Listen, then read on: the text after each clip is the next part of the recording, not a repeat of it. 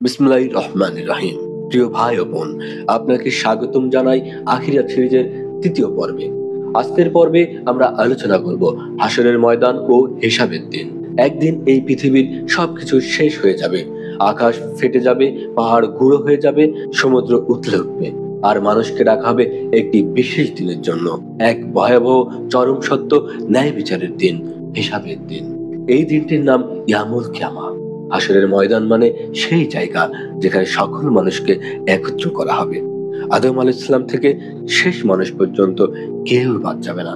এমনকি নবী, রাসূল, রাজা, গরিব, নারী, শিশু সবাইকে দাঁড় করানো হবে একসাথে। মহান আল্লাহ তাআলা কোরআনে সূরা আল ইমরানের 185 নম্বর আয়াতে বলেন, প্রত্যেক প্রাণী মৃত্যুর স্বাদ গ্রহণ করবে, আর তোমরা তোমাদের প্রতিফল পাবে কিয়ামতের দিনে। হাসরের মাঠ হবে এক সমতল বিশাল ময়দান। চারদিকে কোনো পাহাড় গাছ আশ্রয় থাকবে না। সূর্য থাকবে ঠিক মাথার 1 মাইল মতো দূরে। মানুষের ঘাম তাদের নিজ নিজ আমলের ভার অনুযায়ী উঠবে, কারোর পায়ের গোড়ালি পর্যন্ত, কারো হাঁটু, কারো বুক, আবার কারো মুখ পর্যন্ত। নবী করিম সাল্লাল্লাহু আলাইহি ওয়াসাল্লাম বলেন, মানুষ কিয়ামতের দিন এমন ভাবে ঘামবে যে সেই ঘামে মানুষ ডুবে যেতে থাকবে, কেউ তার কানের লতিকা পর্যন্ত ডুবে যাবে। সেই দিন আমাদের মুখ বন্ধ করে দেওয়া হবে, আমাদের হাত, পা, চোখ, চর্ম, চুল কথা বলবে। কেউ বলবে না আমি করিনি, কারণ নিজের শরীরই সাক্ষ্য দেবে তার বিরুদ্ধে। মহান আল্লাহ তাআলা সূরা ইয়াসিনের 65 নম্বর আয়াতে বলেন, আজ আমি তাদের মুখে মোহর লাগিয়ে দেব, তাদের হাত কথা বলবে, তাদের পা সাক্ষ্য দেবে তারা কি অর্জন করেছে। সেই দিন প্রত্যেক ব্যক্তির আমলনামা দেয়া হবে। আমরা যদি সেই দিন আমাদের আমলনামা ডান হাতে পাই, তাহলে আমরা বুঝবো নাজাতের আশা আছে।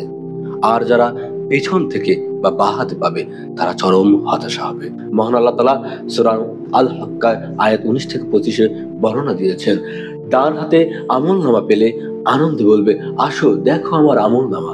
কিন্তু বাঁ হাতে পেলে বলবে, হায় যদি আমার আমলনামা আমাকে না দেয়া হতো। সেই ভয়ঙ্কর দিনেও কিছু মানুষ থাকবে নিরাপদে আরশের ছায়ার নিচে। নবী করিম সাল্লাল্লাহু আলাইহি ওয়াসাল্লাম বলেন, 7 ধরনের মানুষ থাকবে সেই সৌভাগ্যের অধিকারী। তারা হলেন ন্যায়পরায়ণ শাসক, সেই যুবক যে আল্লাহর ইবাদতে বেড়ে উঠেছে, সেই ব্যক্তি যার হৃদয় মসজিদে আটকে থাকে, 2 ব্যক্তি যারা আল্লাহর জন্য ভালোবাসে, যে গোপনে দান করে, যে ব্যক্তি কেঁদে আল্লাহকে ডাকে নির্জনে, যে সুন্দর নারীর আহ্বান ফিরিয়ে দেয় শুধুমাত্র আল্লাহ ব্যতীর কারণে। আমাদের জীবনটা কিভাবে কাটিয়েছি সেই হিসাব নিতে গিয়েই সময় লেগে যাবে সেদিন। কিয়ামতের দিন মানুষকে 4টি বিষয়ে হিসাব না দেওয়া পর্যন্ত তার পদতয় সরবে না। প্রথমত, জীবন কিভাবে কাটালে। দ্বিতীয়ত, জীবন কিভাবে ব্যয় করলে। তৃতীয়ত, সম্পদ কোথা থেকে অর্জন করলে এবং কোথায় ব্যয় করলে। এবং যে জ্ঞান পেয়েছিলে তা অনুযায়ী আমল করলে কিনা।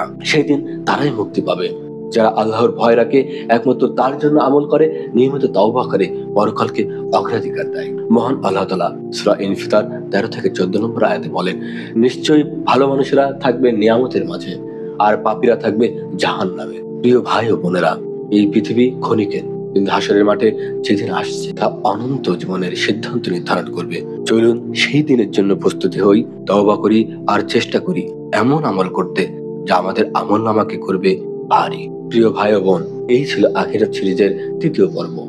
পরের পর্বে আমরা আলোচনা করব জান্নাত ও জাহান্নামের পর্দা উন্মোচনের গল্প। সেই পর্যন্ত ভালো থাকুন, ইমানের উপর অটল থাকুন। আসসালামু আলাইকুম ওয়া রাহমাতুল্লাহ।